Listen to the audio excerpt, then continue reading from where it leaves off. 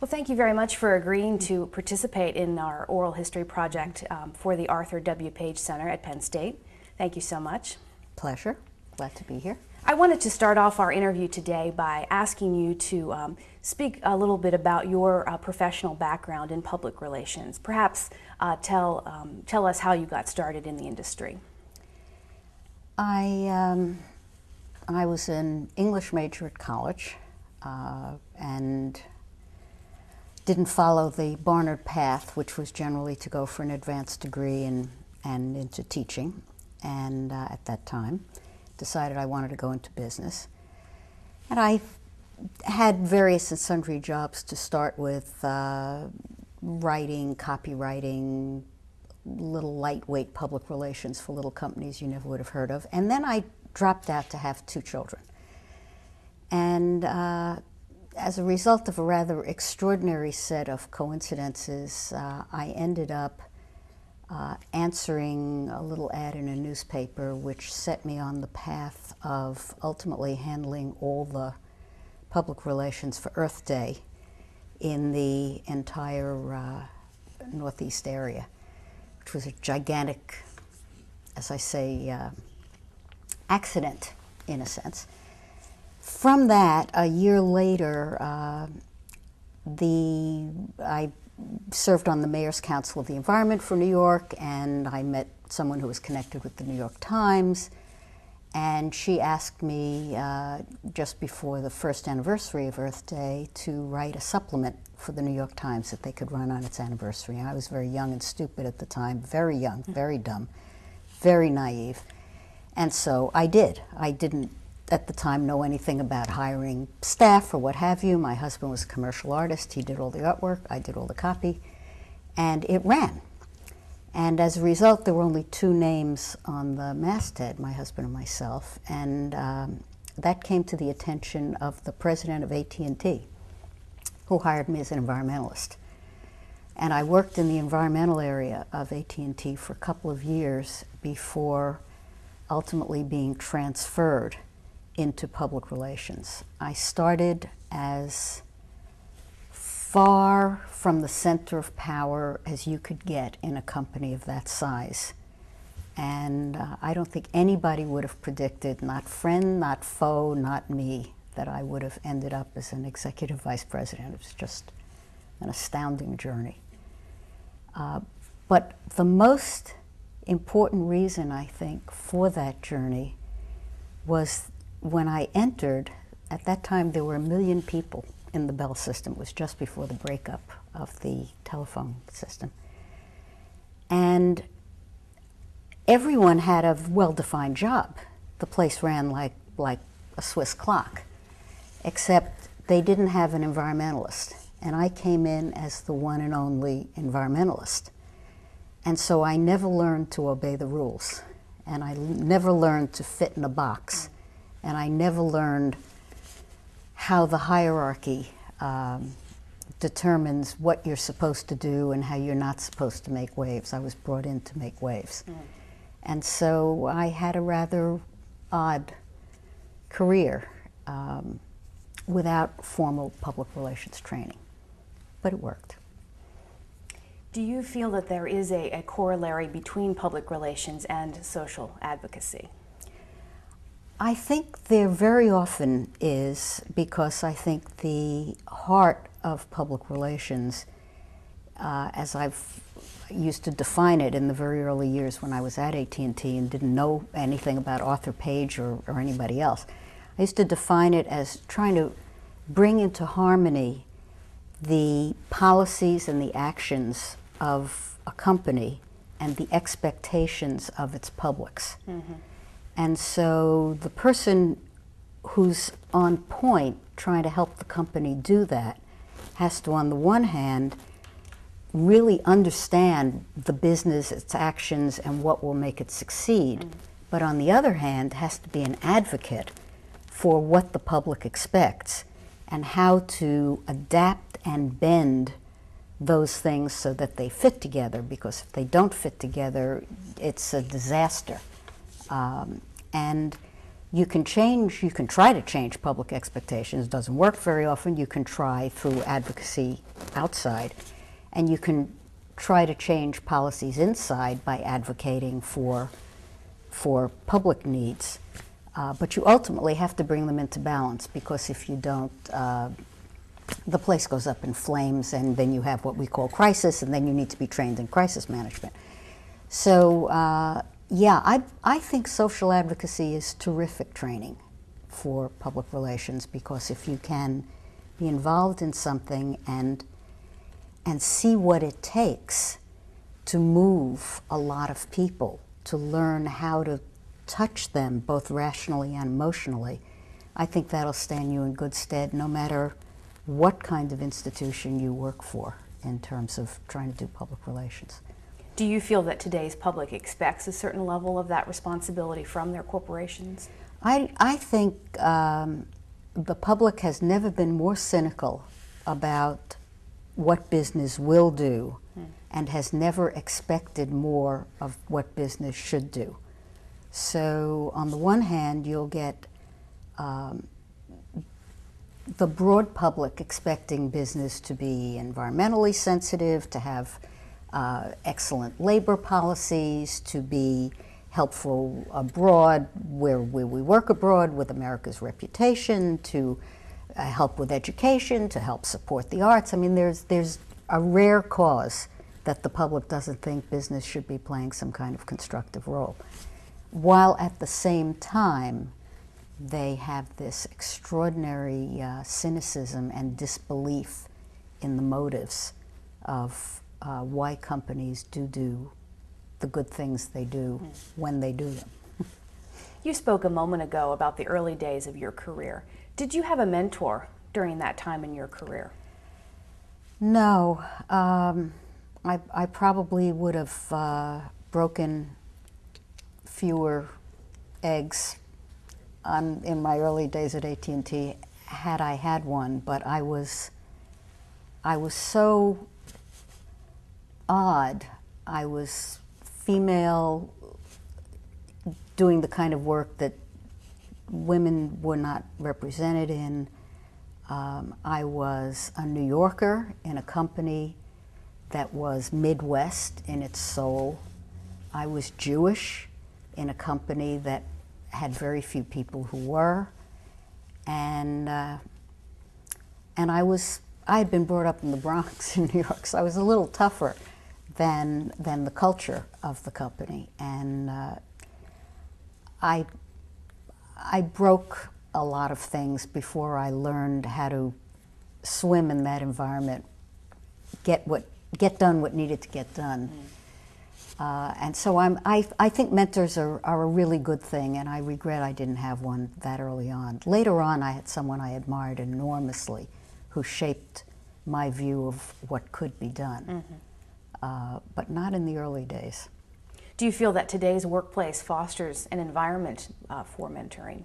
I think so. I think mentoring is much more understood today. I think given the kinds of advances that women have made, where for all practical purposes in most places they're operating as easily as men are, I think more men are mentoring women, and I think most particularly more women are mentoring women. I try to do that when I can today, but then I was pretty alone in the early days. Now, what year did you join AT&T? I joined AT&T in 1972. 1972. So you certainly were one of the few women that worked there. Oh, tons of women worked there, but they were telephone operators, they were in administrative roles, they were in human resources, they were separate from very separate from you. Right. Could you speak to some of the biggest challenges that you have faced during your career? Well, talking earlier on, I think the first major challenge I had was when I was transferred from this organization I was working in, which was basically, it had evolved I had a job where I was working with retirees and employees on environmental projects and putting out all kinds of literature about that for anybody who would listen. Some people. But ultimately I got transferred into media relations, which is the beginning of a public relations career, and for many very excellent people, the fulfillment of a public relations career. But I knew nothing about media relations. I mean nothing. And I tried to learn. At that time, I was the only woman in that part of the group. And everybody else had been a journalist. And I hadn't been a journalist either, so I was terrified. And ultimately, I thought I would fail, and my boss said he really started to worry about me, that I was paralyzed. And ultimately, I decided that one of AT&T's problems was that because they were staffed by print journalists, they had no television public relations at all. And so I created a television approach and a little group, and hired a television specialist and started getting us on things like the Today Show and what have you. And of course there were 10 million stories that were ready to be told because we had never done anything proactively for television. And that was sort of the beginning of finding that one of the real ways to make a difference in a large organization was to create as opposed to follow the well-beaten path. And of course, between the years of the 70s, the late 70s, the early 80s, when AT&T was broken up, and from then on, it was all about adapting to change, all about adapting to a new world. And so anyone who was not complaining about the way it was, but was ready to say, whoa, there's opportunity here to do something new, I think was more valuable. And that was the biggest challenge for me, was finding those ways. Later on, when I was in charge, the very, very largest challenges were, on the one hand, trying to help senior management adapt to the various things that those of us who have a broad view of the world could see needed to be done, other than the technical and financial aspects of the business. But we got into trouble, not often, but sometimes. And I think the most difficult times I had to overcome were two catastrophic events I was involved in. One, when our foundation, for a variety of reasons I won't bore you with now, decided to stop funding Planned Parenthood. And within a couple of weeks, our wonderful relationship with this organization, which had gone on for 16 years, we were their longest funder, turned into a cataclysmic public battle with Planned Parenthood nationally, taking ads saying hang up on AT&T. We had threats of boycott. It was just horrible, absolutely horrible. And worse, because those of us who had managed this decision were quite sympathetic to it, but for a variety of reasons having to do with the company policy and their policies, were unable to do this through our foundation. But the thing I learned was that there are public issues that are so big, so divisive, so potent, so emotional, so like tornadoes, that it doesn't matter how big and powerful you are as a business or an institution. It doesn't matter whether or not right is on your side. It doesn't matter whether you've planned well. You step into one of these issues and you are like a little rowboat in a raging sea, because the big national, public, cultural, emotional, patriotic, religious kinds of issues just cut you to pieces and you bleed everywhere. And I learned, because I fell into another one maybe 10 years later, I learned that these were to be fudged, if possible, in such a way that you would not become a target, and that if you were going to have to deal with one of these issues, you needed to develop not just good constituency relations, which we had, but you needed to understand strategy in a very real way, and company character, and issues management at a very, very high level, or the reputational implications were just awful. We had, for 10 years following this decision, we had proxy statements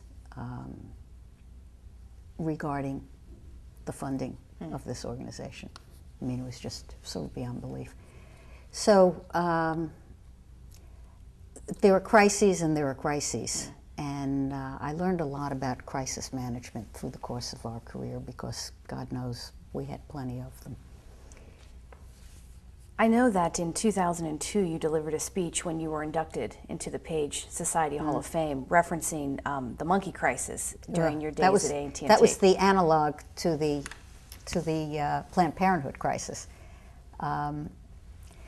The big lesson I took away from that, just a brief stage setter, that was a case where an absolutely wonderful, diversity-minded, socially responsible editor of our company magazine, which went out to hundreds and hundreds of thousands of people, in the course of a story on international business, commissioned from a freelance artist some illustrations. One of those illustrations, which was about 1.5 inches, 2 inches square at most, in black and white, had little tiny figures on each continent.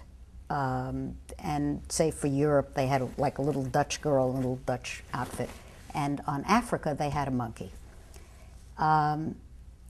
This was immediately interpreted as a racist statement.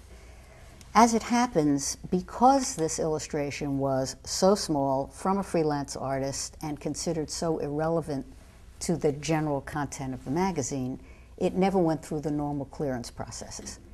But when discovered, after the magazine was printed, the editor of the magazine realized that this was potentially, again, stepping into one of these gigantic national issues. And so she issued an apology on behalf of the magazine, which of course called its attention to 300,000 people. And we tried to do a variety of things to manage this, because AT&T was really known for its diversity policies. So we were considered a leader in this field. Somewhere along the line in this, we had what can only be described as a stroke of really lousy luck. And the Black Congressional Caucus held their annual meeting in Washington. The Washington Post picked up this cartoon, enlarged it several times, put it on page 1, and it was delivered to the front door of every black member of Congress. And all of a sudden, we had thought this couldn't possibly get bigger, and it was bigger yet, and totally awful. What I learned from this, other than the usual crisis management issues of emotion, were two big lessons. The first one is that on these highly emotional, highly divisive issues, the building of trust is very fragile. And you may think you have achieved trust and credibility, but there's no such thing as deep-rooted trust and credibility from outside a particular stakeholder group on an issue like this. And it is very easily destroyed, and very, very, very hard to rebuild once fractured. The other lesson I learned was what it feels like to be on the line yourself, because I had to do some terrible things during that crisis for the company. I ended up doing something that seemed impossible at the time, which is I had to close down the magazine. It had become a national symbol of racism. And I had to relieve the editor, who was a paragon of social responsibility. But as I said to my organization in a meeting and a broadcast, I believe with breaking voice, it was all about accountability and the appearance of accountability. And there is no way to go part way on accountability on issues of this kind. And the sooner you do that, probably the easier it is. So I know what it feels like when we ask our CEOs to do something like this, because this was in my shop. The accountability was ultimately mine.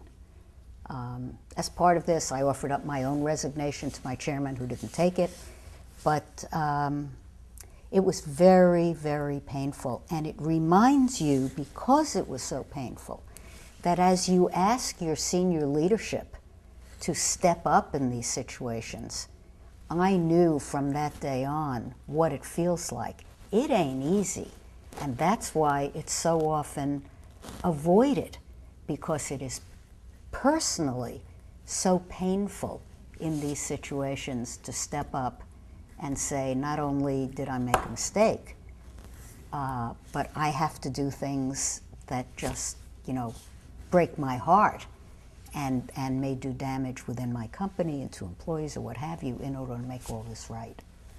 So, nasty lesson. Now, what year did that occur? When the cartoon appeared, do you recall? I don't remember. We'd have to look it up. Okay. I'm terrible on dates, as you will see. In that same speech that you delivered in 2002, you also speak frequently of the role of consistency in communications. Could you perhaps elaborate on the role of consistent action and consistent decision-making within corporate communications? Well, I think, after all, public relations is everybody's job in the company. That's why I think ultimately the single most important stakeholder group is your own employees, because if they're not doing the right thing, then the company is not doing the right thing. But I think as I looked at it over the years and said, what causes people at large, customers, employees, public, regulators, what causes people to trust a company? It seemed to me there were a few characteristics that were applicable everywhere. The first is you have to be consistently good at what you're in business to do. If you don't have consistent quality of product, then there's no reason to trust you to do anything else. So that's fundamental.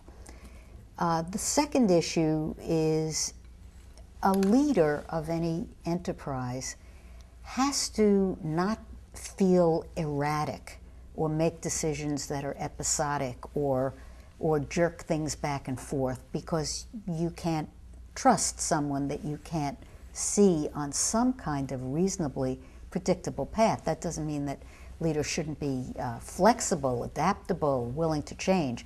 That's very different from behavior that is not seen as consistent leadership behavior.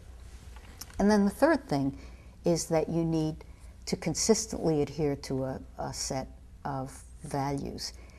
And that's very hard.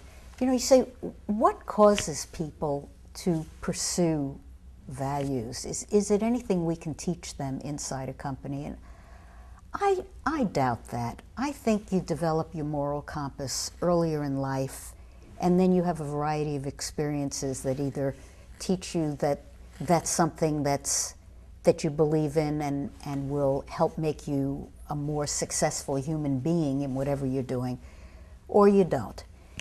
But what you can teach employees is what actions represent the values that the company intends to stand for, and what actions are outside those boundaries. And I'm not so sure there's as much work done on the actions as there is on the values, which is why I think a lot of employees tend to get a little cynical about all the high-flown language about values. We do this, we believe in that, we put it on the wall, you know, we tattoo it on our shoulder under the butterfly or whatever. And then they look around them, and then there's the set of rules about the way things really work around here, and maybe it's really politics, maybe it's really level, maybe it's you know, the senior leaders take their family on the company plane when they're going on vacation. You know, it's all this stuff. And if Jack Welch said something once in an early annual report, which I think captured it very well. He said, when he's dealing with performance evaluations of his senior team at GE, he said, see if I can get this right, if somebody has great results and you know, great ethics and integrity and behavior, it's easy. If someone has lousy results and lousy ethics and behavior, it's easy. If someone has lousy results and great ethics, it's a little harder, but it's still lousy results. But if someone has great ethics and questionable behavior, it's very hard. And the kinds of things he was trying to put in place there, things like sharing across units in a company that was so decentralized, he really made sure that he reinforced the kinds of behaviors he wanted. And it became very clear to everybody what the strategy was, what the behaviors were that supported it, and what the values were that were represented by those behaviors. Model case. So, but anything you do, you don't do consistently. Why would you trust it? So in reference to that last response, then, it sounds as if you are a supporter of the top-down approach, that ethics and values have to begin at the top of a company in order to they work certainly its way down. They certainly have to. I don't know if the word begin even applies. They certainly have to be represented consistently at the top. But except in very small companies, a lot of people never come in contact with the top, and where the larger the company, the quicker it gets lost in the middle. And the real attention that needs to be paid is at first-line management, where the values that very large groups of people see are actually acted out. And sometimes you can have, you know, the world's best leadership, and things go to hell in a handbasket in your division because somebody is doing things there in a way that is destructive to everybody and not representative of the values, and nobody's doing anything about it. So why should I? And then when you have your crisis, sometimes it's someone down on the line, you know, who's done something, and can you blame them? During the course of your career, what are the most significant changes that you've observed in the practice of public relations? I think the most obvious is that today everybody knows everything. And beyond transparency, the participation of everybody in commenting on what you do, whether it's employees on public message boards, whether it's consumer-created content, commenting on your brand, whether it's leaks, whether it's emails, I mean, whatever it is, there used to be some ability to manage information. I think that's very, very rare today. And so that's the challenge of how you convey what you're doing in a way that is effective with the people you want to reach, given all the noise and all the comment and all the transparency. I think that's huge. Second thing is, everything happens so fast today. I'm on the board of Columbia University, which is always in the news. And it's so hard for the president of the university to be able to even go on record about various and sundry things that are happening, because almost before he's sure of what happened, it's in all the media everywhere. And you know, you work so hard to present some kind of coherent view, particularly of decentralized enterprises. And it's very, very difficult. So I think those are two big ones. Of course, the technology change is overwhelming, but that shows itself, I think, in speed and ubiquity of the way information gets out. The third major change is of course, globalization, and the need, particularly now going forward, to understand the changing role of our country and our businesses in the world. I'm not sure we're ready for the kind of competition that's ahead. I'm not sure we're ready for understanding that in areas that we operate outside this country, that we face a very different kind of environment, and how we succeed in that environment, both financially and with attracting employees. I'm not sure we have our arms around the issue of how consistent a company culture needs to be. But given this very rapid news cycle, given this ubiquity of comments on what you do, given all these people who are talking about you that you don't know about, if something happens in Africa, it can be just as relevant as if it happens in Manhattan. And so I think those three forces, speed,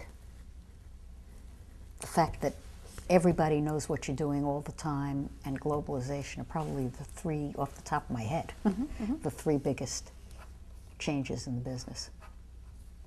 During your time as a senior executive, what abilities and characteristics were you looking for when hiring members of your senior team?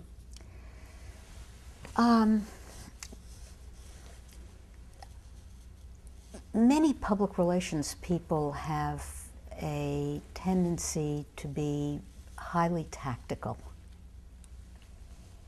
And I think it's extremely important, particularly at the senior level, that people not only have a knowledge of various functional specialties and what is excellence, but that they have a strategic orientation, one, that they understand the business, two, and that they have this je ne sais quoi, curiosity and interest in the world and where it's going, because that is the great value we bring in from the outside. And finally, that they're not afraid, because as we do what we have to do inside, we have to constantly be proposing, changing, trying to affect policy, trying to deal with actions that come up, trying to be there before decisions are final, and sometimes change decisions even after they're final. So the capacity to relate to operational leaders without fear, as a peer, as a colleague, is very important. And a lot of public relations people have a sort of an inferiority complex, as if you earn your way into the business differently by doing an operational job. And I don't think so. I think we add as much value if we do what we do well as anybody else at the table, and we deserve to be heard. But you have to believe that to be heard. What is the role of the economic bottom line in the decision-making process within public relations? What do you mean? The companies? Right. Where does the economics play into how a decision is made? Well, a company, the most important thing a company needs to do is be successful, except when it does it wrong, in which case it suddenly becomes terribly unsuccessful. So the bottom line is, more often than not, the driving force. But who says that to get to where you need to be on the bottom line, you can't do it ethically or with some acceptable level of social responsibility? Now, when you can't, when you are desperate, I think about Enron. Enron's, of course, an interesting case. As I've said, Enron, with its great social responsibility, but reputation, but everybody inside knew that that wasn't what counted in the way you made it at Enron. But toward the end, they were desperate because things would collapse, and I think companies often get to that point where they think somebody's going to wipe them out if they don't do certain things in the interest of improving the bottom line. And there, the issue is to do what you need to do, whether it's with cutting employees, closing plants, whatever, with as much humanity and transparency as you can bring to the situation. And at the same time, you've got to be there saying, if you cross this ethical line, the situation will become worse, not better.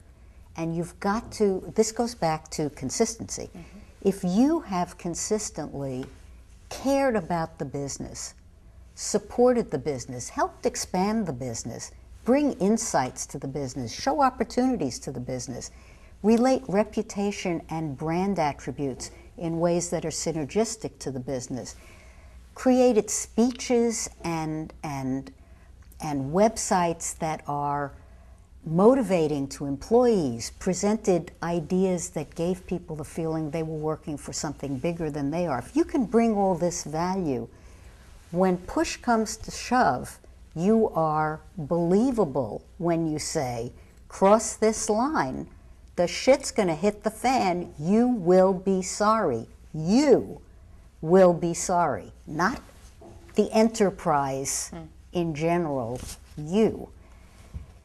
And you have a chance of carrying the day. And if you don't, you gotta walk out. The one thing I was fortunate personally, so I guess I was never so desperate. But if you're not ready to leave, you may not be able to deliver that. But that's your job, Now, as you survey the contemporary scene in public relations today, do you believe that there are pace-setting individuals, visionaries in the field that are willing to take risks and kind of move the industry forward? I think there always are. I think there always were. It comes back again to individuals and their own sense of self-confidence, their own, the development of their expertise, their experience, and their personal courage. And I think those people always exist. I do think it's easier to get to the place where you can accomplish that, if you can get past only worrying about the tactics of the job, if you can... Earlier in my career, I used to sometimes talk with small groups of people who were, buried in the bowels of this organization. I used to say, try and dig out something that resembles the business plan, whether it's of your department, of your division, better yet of the company.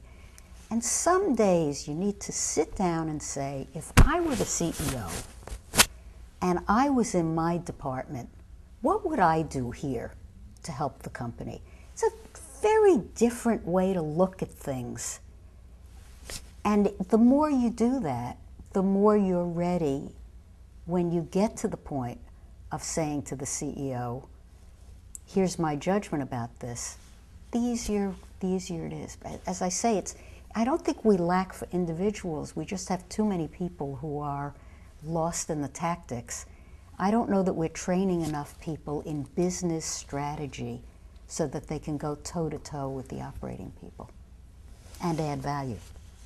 At many major universities, including Penn State University, women far outnumber men in terms of enrollments for communication majors, right, including public relations. What is it about the field of public relations, in your opinion, that attracts women? And is that a positive or a negative aspect of the field? I don't want to get in a Larry Summers minute here, but I think many women feel that communications is a more innate attribute. There are enough jokes about the differences between men and women in that regard. I wish I knew more about what women think the communications job is. We're talking corporate public relations, but public relations is actually a very small subset of a much larger field. And what these women believe they're going to do, I'm not sure of. So, for example, publicity, marketing, communications, and publicity has become a gigantic field in which women are very well represented. Political public relations, which is probably the leading edge, for better or worse, of experimentation in managing public opinion, has many women very well represented. In corporate public relations, I think it is seen as still somewhat more accessible as a field to learn than some of the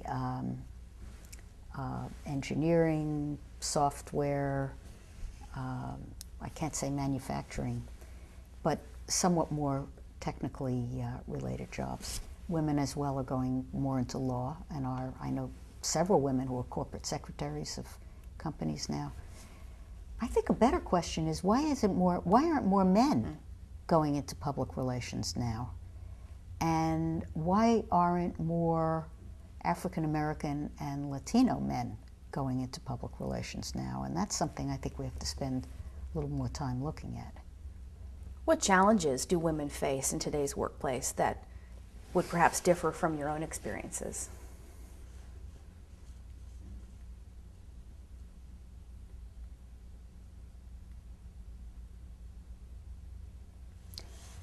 I don't know.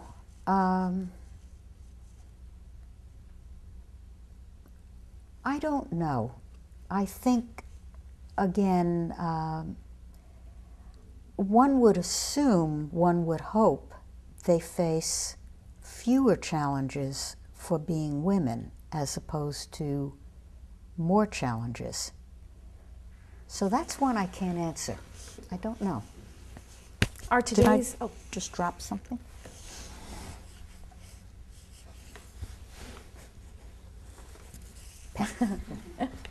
Are today's workers, today's recent college graduates, are they fully prepared for the rigors of of the workplace? I suspect many of them are not. I think, from what I hear from many of my colleagues, this generation entering the workplace now has grown up and has experienced, have life experiences in a society where pretty much everything went our way. And I don't believe it's going to be like that in the next 10, 20 years. So the question of whether we have prepared them, not just, old people saying young people have to work harder. I don't mean that. But whether we have really prepared them to turn what they've learned into tomorrow's competitive advantage, I'm not sure. I do believe that creativity, strategy, certain toughness of mind, and a real set of global backgrounds and skills is going to be, along with technology skills, is going to be very, very important. Let me pause for a minute. I had a thought in my mind. It just went out, talking about global skills.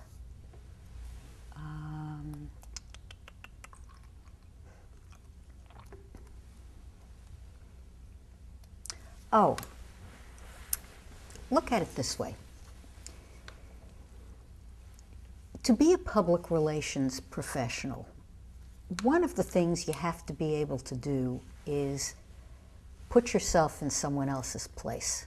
How are you ever going to understand your stakeholders if you don't have the capacity to get out of yourself and put yourself in the mindset of others in order to know where they're coming from, so that you can find that ground where you can meet and exchange ideas? I believe that in America today, in part because we have a mindset that says we are the global superpower, that we are dramatically underskilled at putting ourselves in the position of various and sundry other countries and cultures around the globe that are very important to us. And because we had as our most recent frame of reference, even though it's decades ago, of the Cold War, which was a combative way of thinking about things, I don't know that we are well suited to figure out, as business people or as social advocates, how to become better partners in a world that I think is going to require many more forms of partnerships, whether it's business partnerships, whether it's political or social partnerships, whether it's learning to work with global NGOs or whoever. So I think one of the things we need to focus more in terms of learning is not only the whole second language thing, but a different way of thinking about cultures that's much closer to the way we think about an institution's stakeholders. And that we train ourselves to do very well. But those stakeholders are increasingly growing in number and growing in difference. And there I think we have more work to do. Is professional accreditation necessary within the fields of public relations, similar to what we currently have now with law or accounting or medicine? Do you feel that that's a necessary step that the industry could take? No, I don't. I'm not sure why we are envious of lawyers given their reputation, and the doctors are about to go through a whole different phase of life as their reputations are questioned and as they start dealing with transparency and accountability for results. So, no, I don't think those are the core skills. I think I'd rather see more PR people get MBAs or global specializations that will equip them to do the job of, after all, it's stakeholder management. It's sort of at the intersection. It's stakeholder management, it's understanding reputation, it's making the brand come alive in behavior. I believe it's an important role in marketing communications as well. It's all these things. And I don't know that, because the field is so broad, I don't know that there is a particular set of courses or study that would certify that you can do this like a professional. What do you feel is the future of the public relations industry? How do you think that the industry is evolving now with everything that you've talked about in terms of technology and the global economy? What's the future for the public relations industry? I think it is just hitting its stride. I really do. I think the changes we're seeing in the business world, in technology and globalization, speak to why institutions need public relations. Institutions are struggling to deal with these rapidly multiplying constituencies. They are struggling to deal with the fact that everybody knows everything about them. They are struggling to understand how to fit into a multicultural world, and by that I mean globally as well as the tremendous demographic change here. This is what we do. This is what we bring to the table. So I think as I look at what some of the agencies are doing in terms of developing new mechanisms for understanding how to use the new tools, how to deal with the transparency, as I look at the expertise we've developed in crisis planning, when people fall into crises every Tuesday and Thursday nowadays because of the way media works, when I look at the explosion, the fragmentation of media and citizen journalism and what have you, and blogging, when I look at the skills we're developing and how to measure the impact of what we do and reputation, hey, we're about to be in the golden age. The past was truly just prelude. In 2002, you were inducted into the Page Society Hall of Fame. What did that honor mean to you, both as an executive and as a woman? Oh, it was awesome. It was as if I had to grow up a little bit to appreciate Arthur Page, and I owe Ed Block endlessly for clearing that path for me. As I said at the Page meeting, the older I got, the smarter he got. This seemed to me to be pretty much the ultimate honor I could receive from my peers, because it spoke not just to professional accomplishment, but it spoke to the Page principles. And I have believed from the day I started that the truth is the core of any successful story. And I think it was McCann Erickson, an ad agency, that coined a phrase that sums up another aspect of what we do and what was very close to me, which was truth well told. It meant a lot. It meant a lot because it was Arthur Page. As far as being a woman, or being the first woman inducted into the Page Society, I have to tell you, I have never sort of seen myself through that lens. That may be the reason that I was able to be successful at AT&T, was I didn't get it.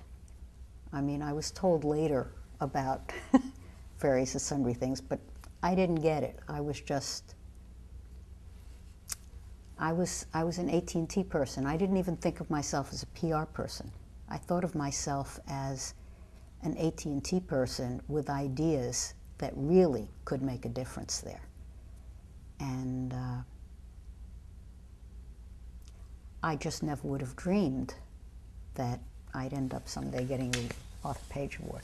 It was good. It was a good day. It was good. What legacy would you like to leave to the world, both personally and professionally?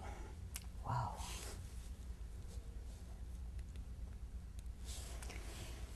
Well, I would like to think I changed a few things along the way. I'd like to think that I caused a fair number of people to care about the environment at a time when it was not an issue.